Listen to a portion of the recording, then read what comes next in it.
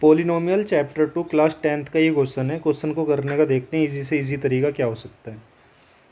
Question कह रहा है फाइंड द क्वाड्रेटिक पॉलिनोमियल, मतलब क्वाड्रेटिक इक्वेशन बनानी है और उसके जीरोज दे रखे हैं, 0 और √5, यानी कि 0 और √5 जो है ये जीरोज हैं। 0 अल्फ़ा मान लो, बीटा मान लो, √5। ठीक है। इक्वेशन बनाने का ये फॉर्मूला याद रखना, x² minus alpha plus beta into x plus alpha into beta. ठीक है। अब अल्फ़ा प्लस बीटा तो निकालना आसान है। कैसे? अल्फ़ा 0 है और बीटा √5 है, तो 0 प्लस √5 क्या होगा? √5 आएगा। अल्फ़ा इंटू बीटा यानी कि 0 मल्टीप्लाई √5, 0 की मल्टीप्लाई जब हम √5 में करेंगे तो आंसर क्या आएगा? 0।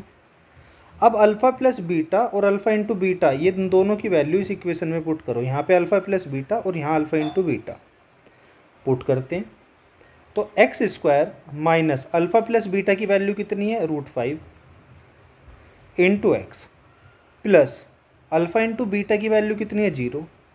ठीक है।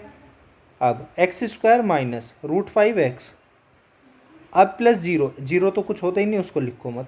तो जो ये फॉर्मूला आया, जो इक्वेशन आई है, यही वो पॉलिनोमियल है, यानी कि द्विघात समीकरण जो उसने पूछी थी कि बनाओ, तो वो यही है ना? यही वो द्विघात समीकरण है, यही इसका आंसर है। ठीक है ना।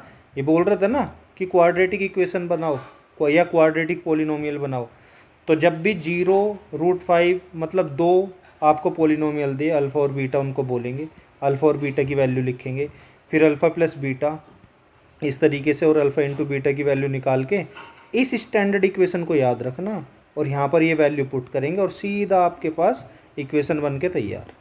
तो इस तरीके से ऐसे क्वेश्चन को टैकल किया जाए। ठीक है। Thank you.